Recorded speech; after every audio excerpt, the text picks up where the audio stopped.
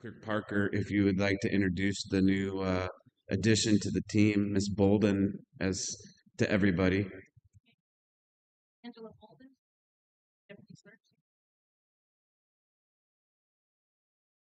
So fantastic addition, been very active in the community. She's co-chair of the RJE committees and a great hire all around. So welcome to Team Peoria County.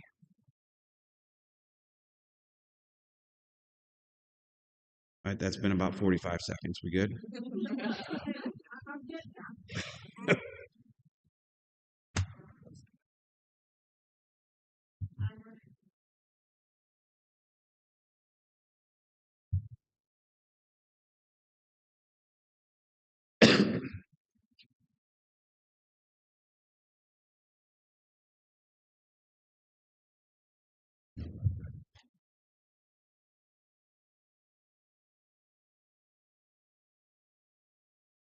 Okay, if you refresh, it should be there.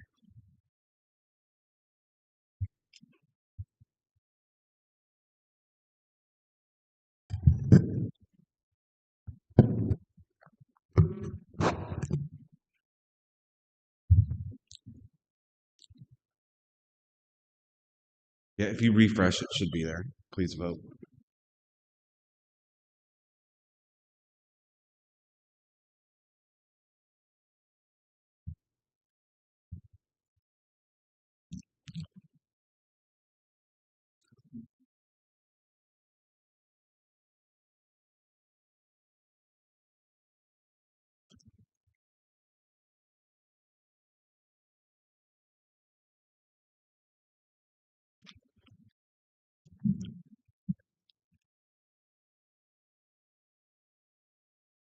Oh yeah, it's on. Yeah, but let me ask you something. It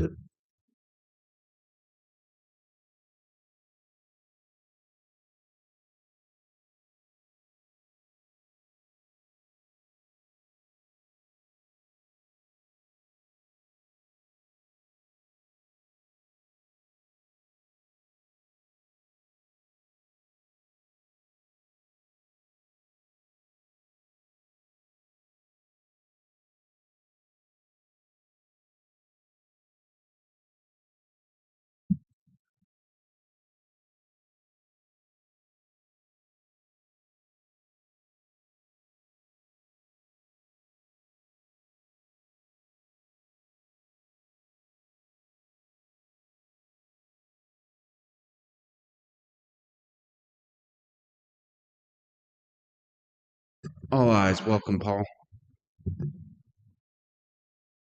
Next, that would bring us to the approval of the November 25th, 2025 minutes. Is there a motion? Moved by member Allison, second by member Duncan. Any comments, corrections? Seeing none, please cast your vote.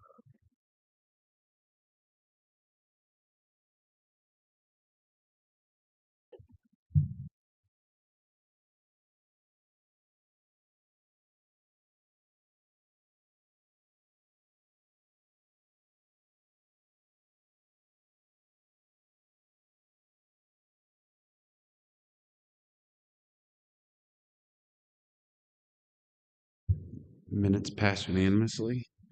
That would next bring us to informational. So everything on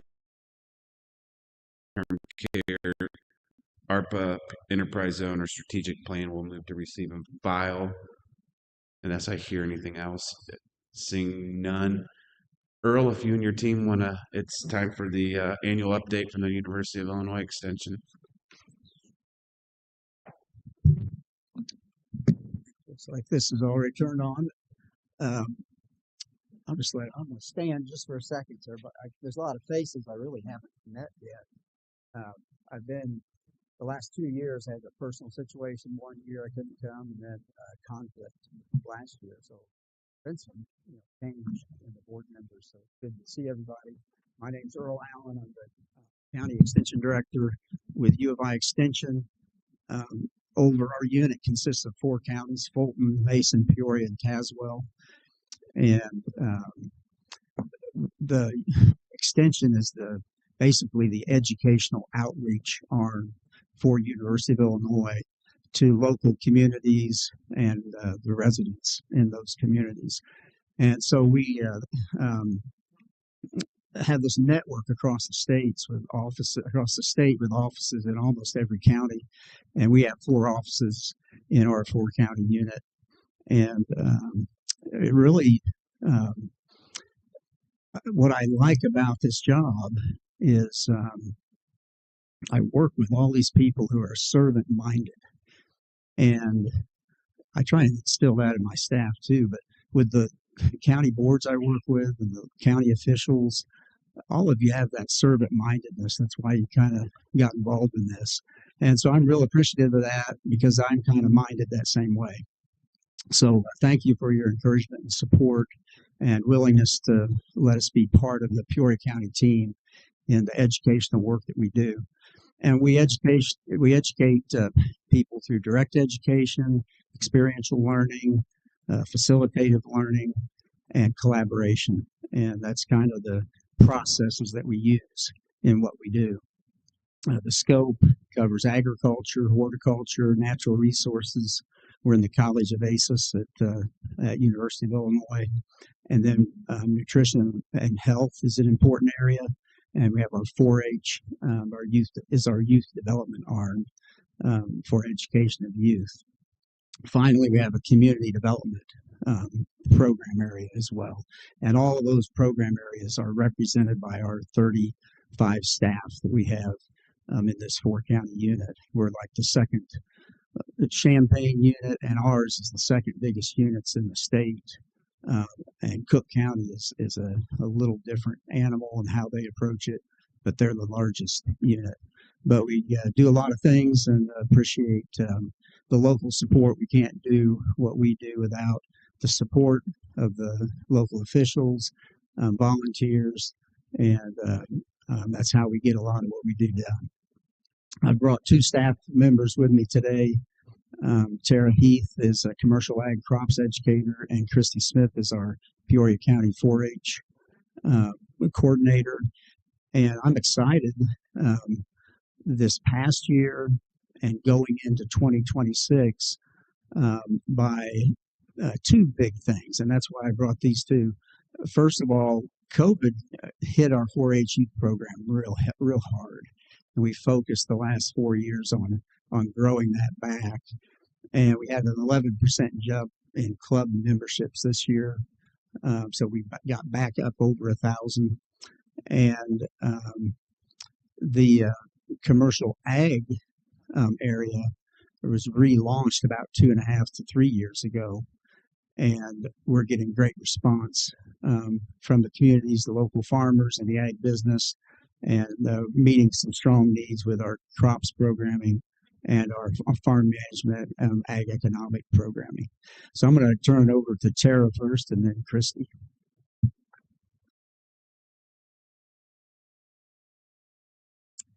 Good afternoon. My name is Tara Heath, and I'm a commercial ag educator serving Fulton, Mason, Peoria, and Tazewell counties. And as a commercial ag educator, I basically serve as a agriculture expert and resource, but not only for farmers and producers, but for landowners and ag retail professionals as well. Earl asked us to give you a couple of updates about some of the programming that we're doing that you might be interested in. One of those was recently in December, our commercial ag team helped to coordinate the Greater Peoria Farm Show. So some of you may be familiar with that. It's a very large indoor farm show held at the Civic Center the first week of December. University of Illinois Extension Commercial Ag planned all of the educational sessions that occurred alongside all of the vendor exhibits. And so we brought quite a few members of our team statewide to Peoria to be able to showcase the work that we're doing in digital agriculture, nutrient loss, horticulture, and our educational sessions also reflected that very kind of diverse set of topics.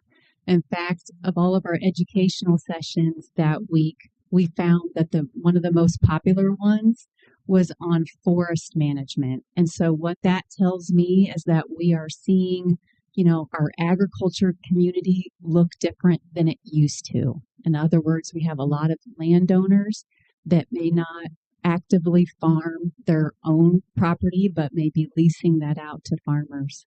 And these landowners are a pretty educational, hungry community. They want to know more. Maybe they left the farm and came back when they inherited, and they have a lot of questions. So we find that an exciting way for us to be able to connect with them. We talked with a couple hundred people that attended that show the first week in December. So it was good for us.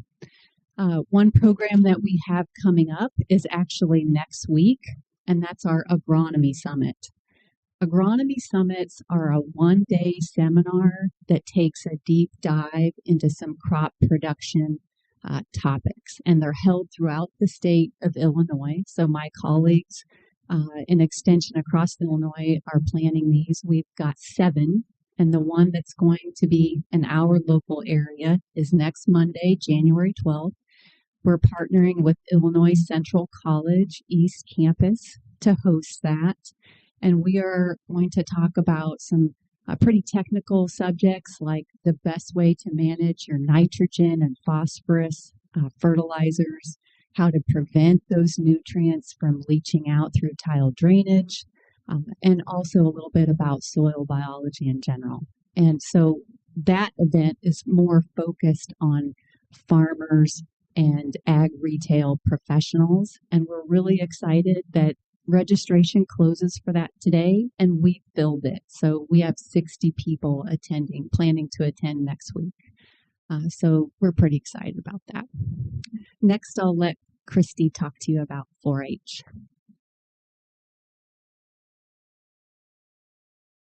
All right, good afternoon. I'm Christy Smith. I'm the Peoria County 4-H Program Coordinator. And I just want to start out by thank you for allowing us to have this space to talk to you guys and for being so supportive of 4-H. I hope you've all heard of 4-H.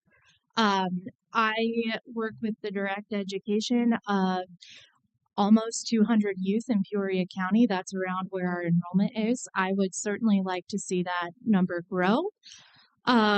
Some of the things that Earl had mentioned that I ought to talk about are my spin clubs.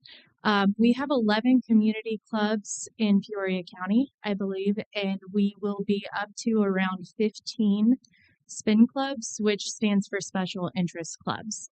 I lead 3 of them, and one of the ones we lead is our Stitch and Style Academy. We partner with Peoria Fashion Week, which for those of you who don't know, Peoria Fashion Week is pretty exciting. It's the first week of April. So I'm teaching young people how to sew and design their own outfits. I also coach our livestock judging team. So those are 2 of my favorite things that we get to do. We are coming off of a summer that we faced a little bit of adversity, as you all know, with Expo Gardens a little bit. That's been fun to try to figure out. If you have any ideas, my email is on the back of that brochure, and I am open to listening to ideas for what to do with our fair. Our fair is our big culminating event. We have so much fun. The kids love Barnyard Olympics. They get to showcase their projects that they've worked on throughout the whole year. It's really just a fantastic time. And if you guys would like to visit and see what it's about, it will be July 15th through the 17th this year, and the location to be determined. Livestock will probably be at Stark County's fairgrounds. One of the things I'm looking forward to besides that is our Livestock Day. We've also partnered with Raber Pack & Co. All of our livestock exhibitors have to take a quality assurance class so that they can be good producers of livestock and good citizens. And that will be it's President's Day at Raber's. So you're welcome to come and see what that's about and see kids learning about livestock. If you have any questions, my email is on the back of there, but thank you so much for having us.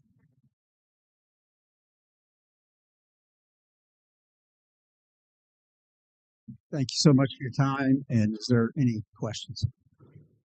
Questions for Earl?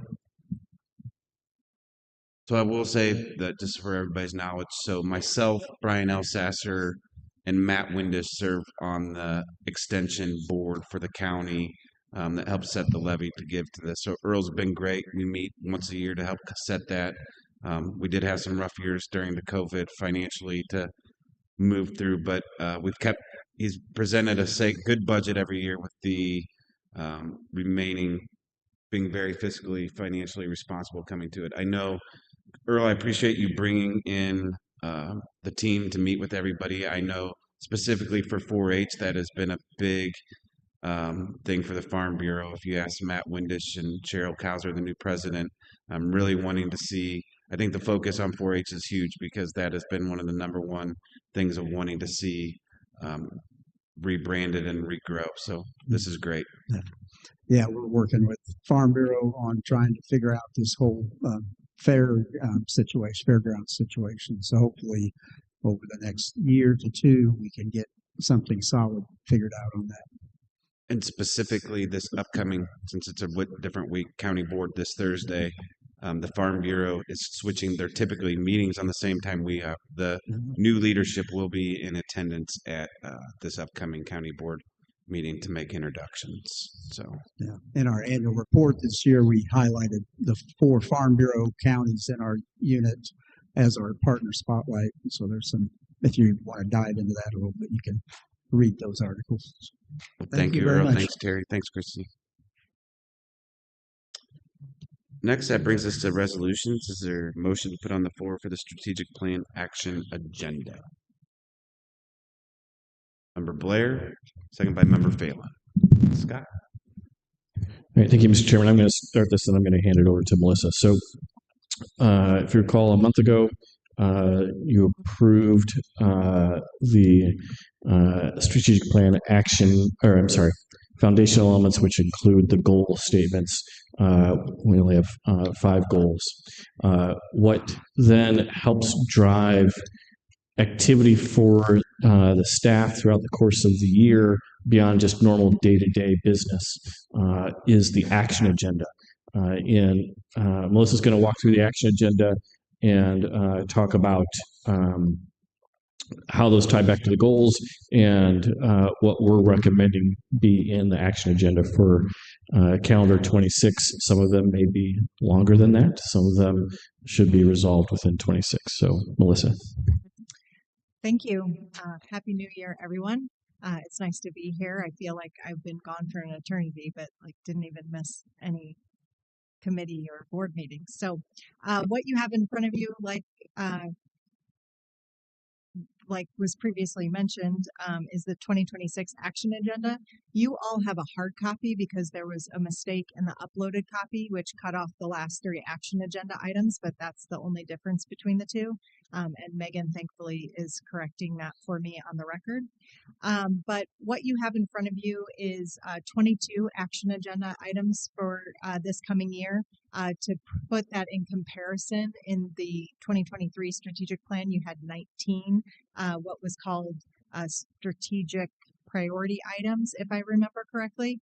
And now with some of those already being accomplished or decided in the board retreat that they were no longer a priority, the first action numbers 2 through 17 which are not in consecutive order. Some of those have been moved off the table because of what I mentioned previously of them being accomplished or deprioritized, are from the 2023 plan. And then starting at action number 20, those are new items for the 2026 action plan. The first one might look familiar, number 20, because it was a direction to merge 2 previous items. But then 21 through the end of the list, 34, are new to the action agenda.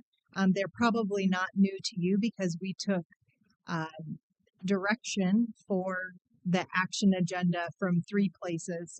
1, from the board retreat, 2, from committee and board meetings held over the last several years, and then lastly through our yearly review meetings with county administration projects that are of high importance, department heads with meeting with Administrator Sorrell. It was decided that those were also important to put on the 2026 action agenda. So what we're here for this evening is to get confirmation, or if not confirmation, feedback on the 2026 action agenda, so we can get to work. Questions? Member Faley. Thank you. One question I have is the, let's see, on action number 20, could you, it seems like really there's maybe two sentences there and they differ, I think, quite a bit. So one talks about workplace culture, the other talks about internal branding and communication. Could you define what internal branding and communication actually means as part of the work plan, and why we're choosing to say internal rather than just all communication, meaning external as well? Would you like to address that first? Sure. Member Phelan, great question. I think when we look back at the original 17, 18 items from 2023, they were two separate ones. There were multiple. There was external branding and communication. There was internal branding and communication. There was also workforce culture. It made sense to us when we were looking at this to put workplace culture and internal communication and branding together, because from our perspective, part of what helps drive workplace culture is some of the branding that we do. You know, the clothing that has the county's mission statement embroidered on it that you've been gracious to approve in the budget every year. That helps us push out what the mission statement is: committed to serving all. And in 2026, there's money in the budget you approved to further brand internally the rest of the foundational elements. In fact, Communications Director Pearsall and I were having a meeting this morning and discussing that during that meeting. At the same time, the County Operations Committee and the board has spent quite a bit of time talking about workplace culture and things that we should be doing to have the right type of workplace culture. And we really see those two things going hand in hand. In terms of a specific external communication strategy, that was one thing that through podcasts, through our social media presence, through press releases that we put out, through other tools that the communications team uses, we felt was more day-to-day business versus strategic action agenda item in nature. Thank you for that. My last question then is action item 25, starting with the fleet, working on process and systems improvement throughout the highway department. Could you speak to what that actually means? Sure thing. So this actually started, I would say, in third quarter of 25. We're between administration and finance and highway. We're taking a deep dive into how our fleet operations actually function. We believe that there's some process improvements that we can make there. There's partially driven by some of the things that we saw when the fuel island was down in for that capital improvement project that we did last year. In terms of how we had to manage fleet during that time, some things came to light. And we're like, just because we've always done it that way doesn't mean it's the right way to do it. So let's take a step back and look at what those things are. And then I think once we get a good handle on fleet, it will extend that thought process of trying to find process improvements throughout the entire highway operation to focus on, and then figure out a way to implement those and continue to bring the highway department along. It's one of our more visible offices and departments.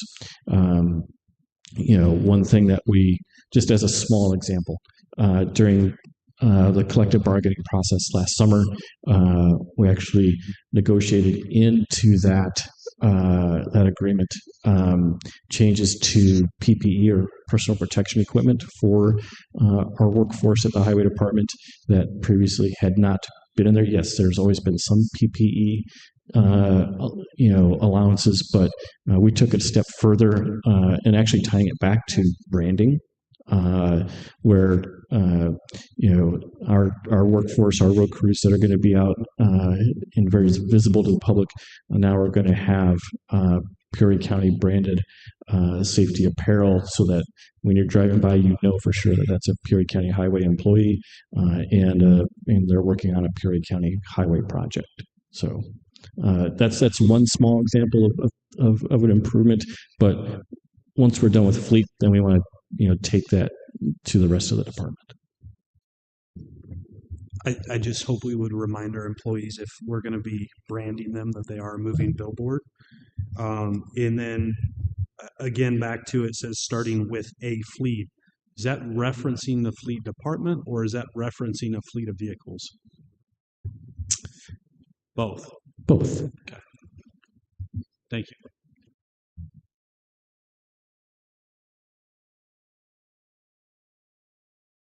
Member Blair. Thank you for working so diligently on this. My question was on the AI policy. Do we have a stopgap policy until this can be established? Lots of good ways of using AI, but there's a lot of dangerous ways too. We do. IT has drafted a high-level policy and procedure. It actually is going to be coming to Operations Committee in the first quarter. So it's actually, from a sequencing standpoint, a very high priority for us in terms of the timeline. So what we currently do is we monitor users that are, at least from their laptop or their desktop device, using the well-known AI sites, whether it be ChatGPT or Google Gemini, and at this point the traffic is actually pretty low. We do have, for some back-end processes, we have a couple of subscriptions to Microsoft Copilot for specific IT employees and team members, but at the cost of what Copilot is per seat, we're not in a position at this point to recommend we buy everyone that has an Office 365 license also a Copilot license, because it'd be cost prohibitive. Okay, because Copilot's one that I have access to at my job, but we get training on, so right. I just want to be careful with that, because I just want to make sure that people are aware that putting in like financial information for the county or health records is a really bad idea, and that we need to be able to stop that sooner rather Correct. than later. Yes. Member Renault, do you have a question? Yes, thank you. My question was on action item 23. So it's the create a facilities roadmap. And would this include projected end-of-life replacement of equipment and projected maintenance as well, for us to plan to take care of those things? Yes, it would. Member Ricker. As with any good action plan, my expectation would that we would have time-bound metrics for each of these. Thank you. That's a good commentary, and the way that this board can hold us accountable will be in a way that you have worked with staff before in our quarterly updates. You also, in the informational items in your packet, have the updates for the 2023 items, and that in this strategic plan update, those updates were omitted last year in a few of the quarters. So now with a confirmed strategic plan and when the 2026 action items are approved, that should be happening on a quarterly basis. So anticipate those in one day or 1 month after the end of a quarter. So our first update to you all would be in April of this year. I'm working with communications to make that graphically appealing and a little less wordy than what we had in the past, but still very informative. And then the next phase is updating the website. The new strategic plan is posted, but we also, including action agenda item 32, are working to increase our website accessibility because of ADA Title II. And so we're working to update the strategic plan website, both with current information and also to make it accessible for people of all abilities. So we hope that many of these will be accomplished this year, but some of them we know are more complex projects that take 18 months or 2 years to complete, and those would be the ones that you would show up on a 2027 action agenda and sort of move up on the list.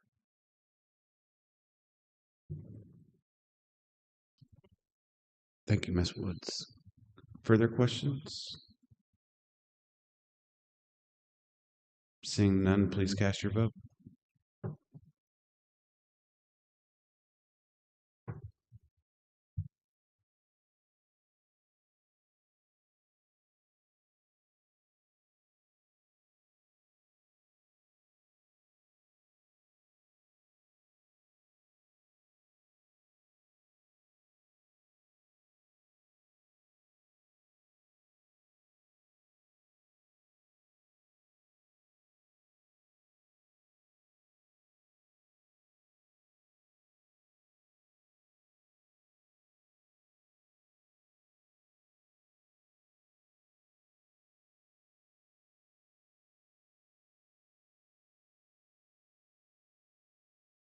Motion passed unanimously. Thank you.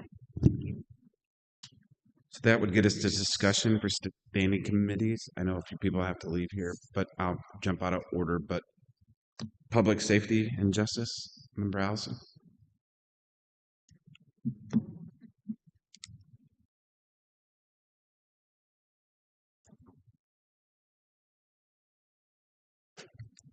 Okay.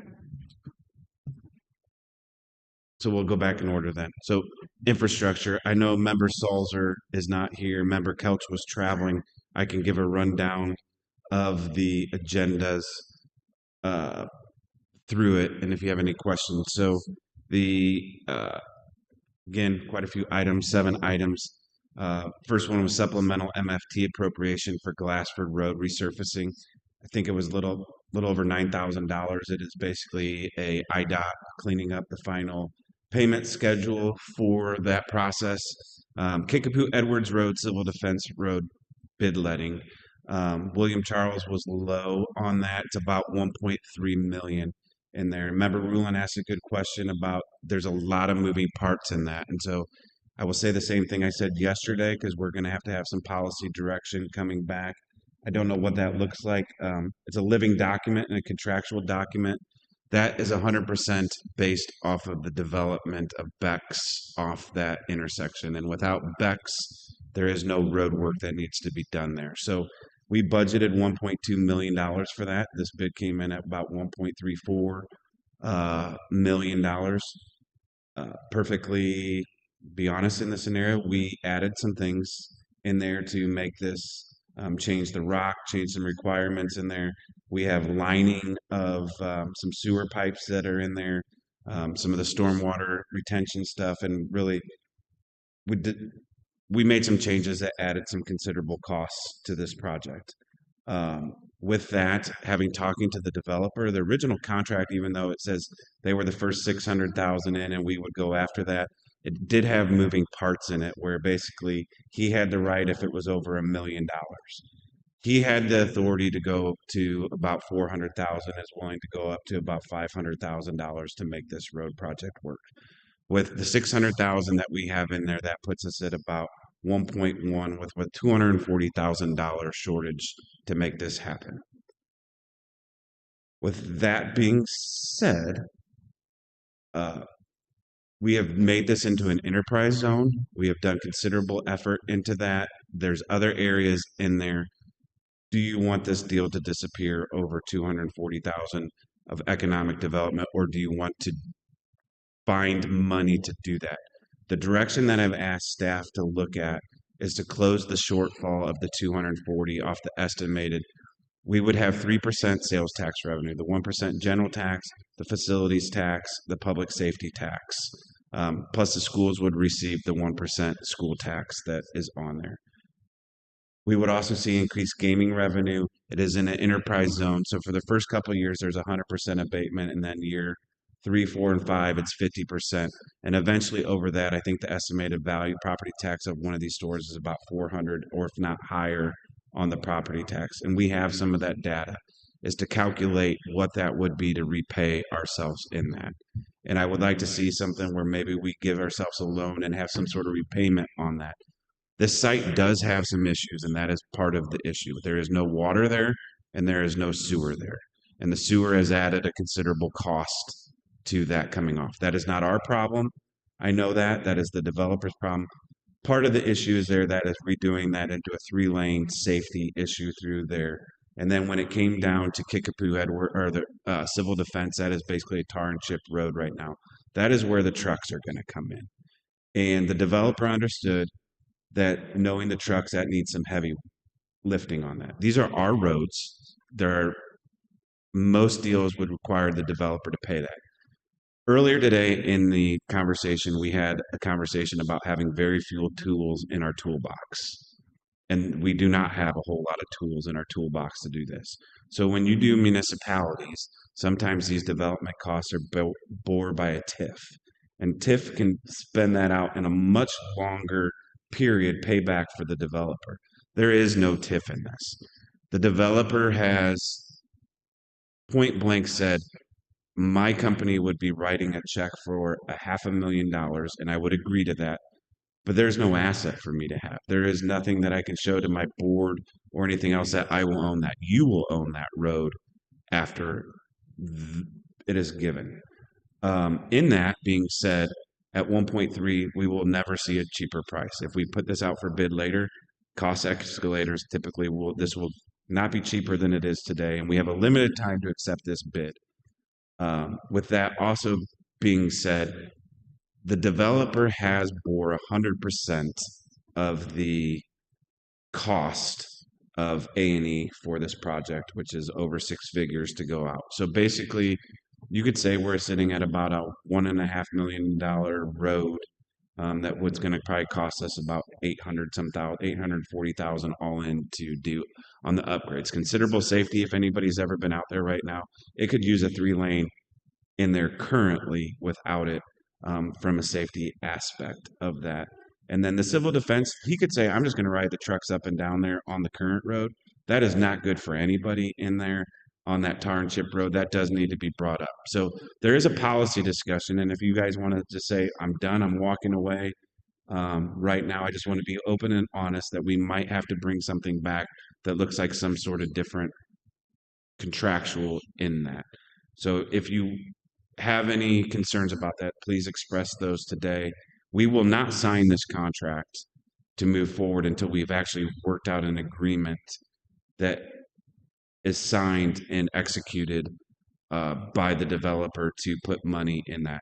I think the average store when they are built is about a $7 to $9 million investment on their in a travel station. Most of the data that we receive does show that a lot of those cars will be out of area cars that do stop there, being it right off an interstate for that. So just want to be open into that. There's some moving parts to that. We did a vote on a development agreement, but even at the time of that development agreement, we didn't really know what the numbers we were looking to hit in there. So I'm happy to answer any questions in regards to that or discuss that, but it probably is going to be about an extra 240. We budgeted the 1.2, so we might have to have, we think through a loan process of increased revenue from that we can work some sort of, so we recapture that money.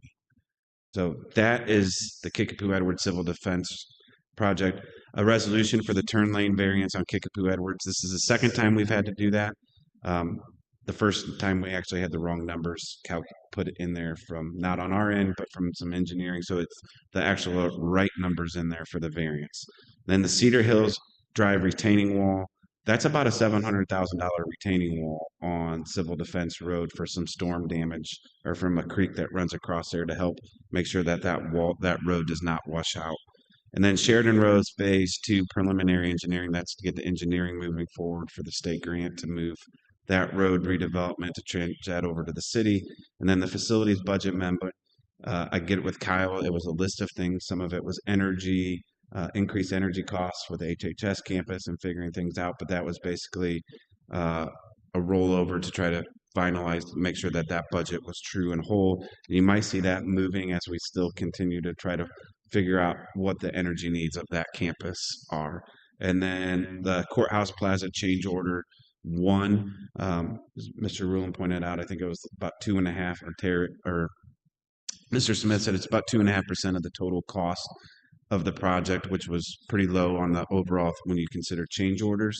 But the courthouse and that is built over the demolition of the old courthouse. And as they were moving dirt and doing sample size, the vault for the new fountains was sitting on basically unstable soil. So there was over 28 or 20 some pilings of 40-foot long steel that had to be driven into the ground to hold the piling. And if you ask anybody that was working downtown or in any building down here, you felt it as they were piling them into the ground. So facilities had a busy committee discussion. So happy to answer any questions in regards to that if there is any. Okay, Ways and Means. Chairwoman Duncan. Yes, Ways and Means Committee, we had one resolution for monthly delinquent taxes for December 2025. There were 2 items and the vote passed unanimously. Thank you. Thank you, Member Duncan. Questions for Member Duncan? Seeing none. Next, land use. Member Rulon. We had 2 resolutions, both of them related to solar farms. One was more of a housekeeping issue where they were applying for a modification to add property to the solar farm that had been permitted by special use previously. So it just got a little bit bigger. It's still a fairly small one. By contrast, the second one was much larger. In fact, I believe the largest so far for a solar farm. It was previously passed at zoning, and we passed it as well. The group is from New Jersey, a company called NJR, and they wanted to entertain conversation about removing the restriction that allows them to sell the property before it's built.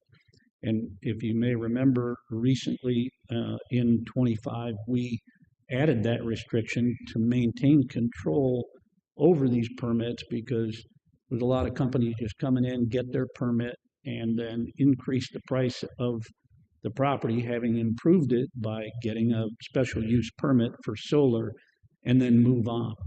So we've restricted them from doing that, where the permit does not process to the next owner. They have to start that permit process again if they sell it.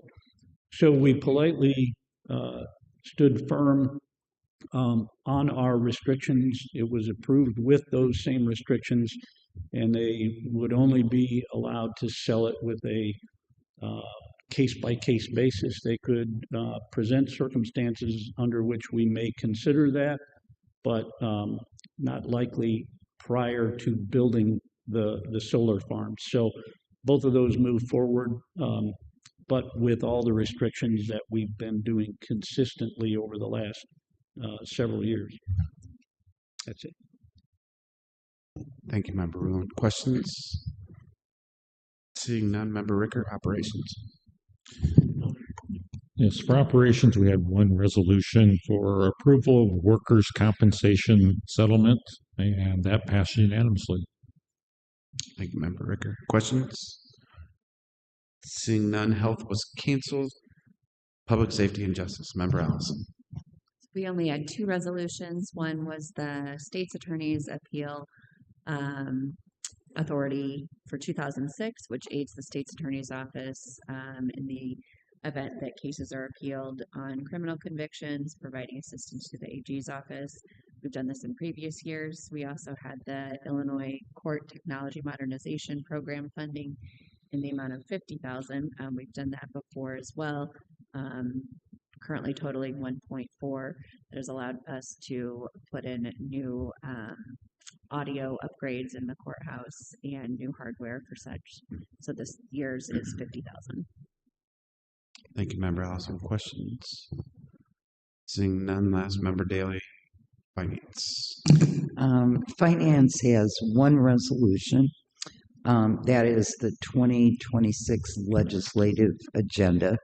And just to clarify, it's state legislative, not federal. And it passed unanimously. Thank you, Member Daly. All right, next that would bring us to public comments. Seeing none, miscellaneous.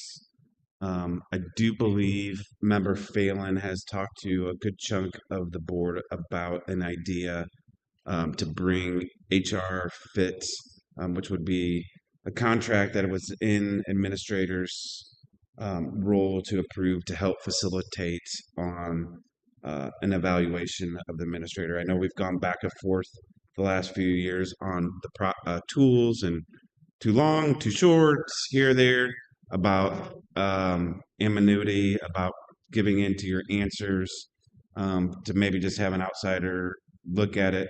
The fee is really reasonable on the fact of it to start there and have some sort of conversation.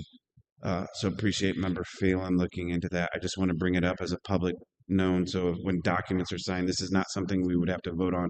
We would still have the same committee of Member Blair, Coates, and Ruland actually help facilitate that conversation, follow the deadlines, and give that forward, which would also help relieve.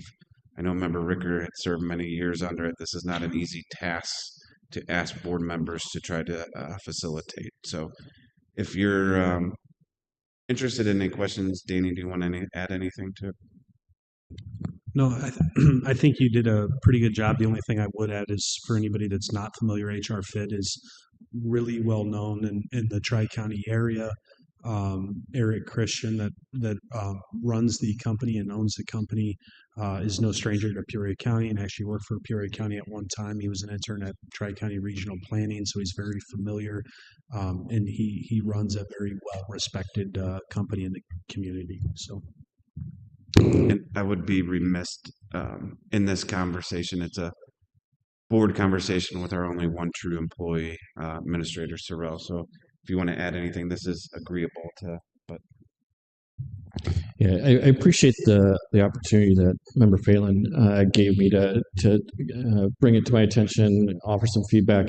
I think this is a really good solution for both the board and for myself. From my perspective, HR Fit is a very well-respected company in the community, just like Member Phelan said. Very comfortable with them, and any initial concerns, or they're not even concerns, questions that I had, Member Phelan was able to answer that, and I'm confident that he was able to communicate to all of you that he's been able to speak to about what those were. So happy to move forward. Member Phelan. I would say too, one thing Scott jogged my memory on that I was agreeable to, but I couldn't say all board members would be, and that was Scott had actually asked if he could be part of the input process to ensure that we came out with a good tool. I told him, like any employer-employee relationship, that's sort of a two-way street, and I think that is we could easily accommodate that, but I do just want to share that publicly with the group.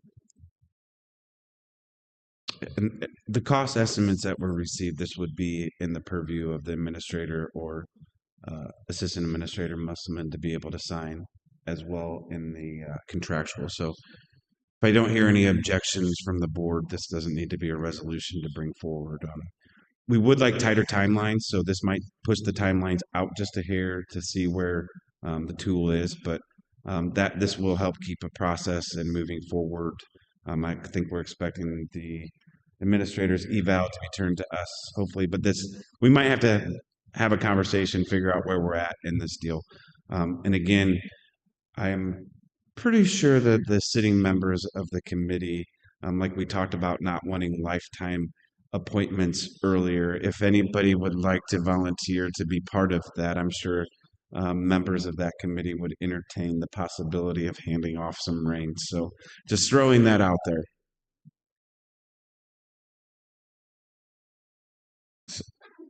Anything else under miscellaneous? I'll start with Member McKeon and work around this way.